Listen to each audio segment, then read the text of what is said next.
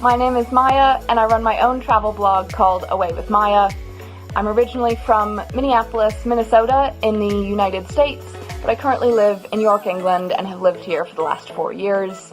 I work in the travel industry in sales for a tour operator. I've been to 44 different countries and I visited Kosovo last year in August 2019. I was only there for 3 days, but I visited 3 different destinations, Pristina, Prizren and Gračanica. I absolutely loved Pristina. It was one of the coolest cities I think I've ever been to in Europe so far, and I would definitely recommend anyone go for kind of a city break.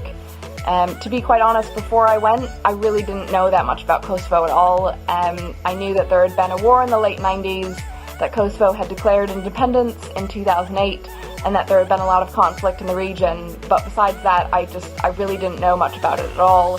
I felt very safe though visiting as a tourist. I feel like Kosovo is definitely safe for tourists to visit, and there's lots to see and do to keep you busy really. I really enjoy history, so for me, my favourite parts of visiting Kosovo were visiting kind of churches, monasteries, mosques, religious buildings, fortresses, castles, and different museums, kind of, learn more about the history and learn more about Kosovo really. I also think the scenery in Kosovo was just absolutely stunning. I'd love to go back on another trip and do kind of like a hiking trip and go out into the mountains and kind of see more of the country that way. One of the things that I loved the most about Pristina were all the cool cafes and bars to go to for coffee or food or drinks. It was really fun. I felt like it was a very young population in Kosovo. Most people seem to be about my age or even a bit younger.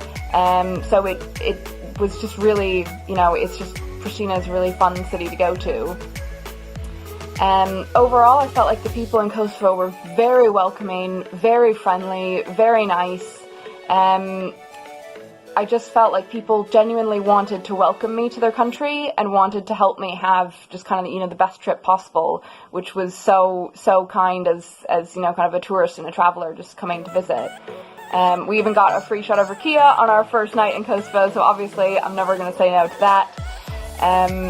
During my time in Kosovo, unfortunately, I only managed to learn one word of Albanian, which is faleminderit.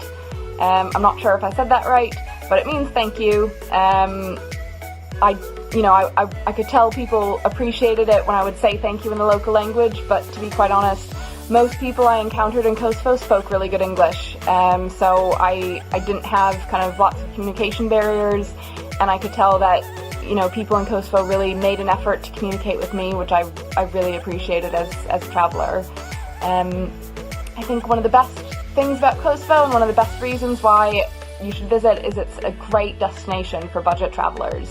The currency is the euro, but prices are really, really affordable. If you're visiting the Balkans or Europe in general, I definitely say it's one of the best budget-friendly destinations I've been to yet. You'll only pay kind of a couple euros for drinks, and transportation is really affordable as well. I think local buses were about 40 cents when I went, and the bus to Prizren was about 5 euros each way. So it's a very affordable destination with lots to do. Overall, I think Kosovo was one of the most surprising destinations I think I've ever been to. I had an incredible time, and it truly is a wonderful place with wonderful people. And I would absolutely love to go back someday and spend more time there. Thank you.